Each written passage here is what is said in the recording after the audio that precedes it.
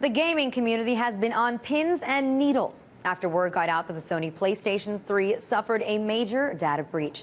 Earlier this week, tech sites started reporting that Sony suffered an external intrusion, which forced their online network to shut down. And as details of that intrusion start to leak out, we've now learned the players' personal information was breached. And was breached massively. I'm talking user names, addresses, email addresses, birthdays, network passwords, and logins. And we should point out here, for the first few days that tech sites are reporting this unprecedented breach, Sony decided not to make any kind of public comment. It wasn't until days later when the tech giant decided to finally send a letter to each of their users to inform them of this major problem. And in their email, they stated, "We have discovered that between April 17th and April 19th, certain PlayStation Network and Curiosity Service user account information was compromised in connection with an illegal and unauthorized intrusion into our network." Now, the letter then went on to give users the bad news about what private information had been released to the public.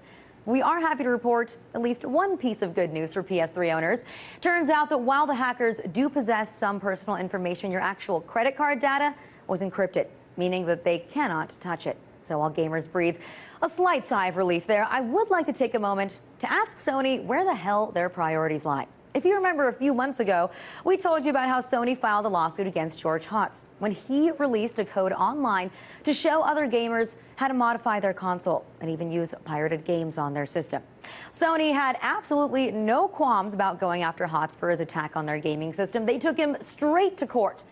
So keeping all of that in mind, we can't help but wonder, why hasn't Sony taken more steps to protect their customers? They spend so much effort tracking down one guy who damaged their bottom line. Meanwhile, they leave their own database open to hackers who potentially have gained enough information to perform identity theft on 77 million users.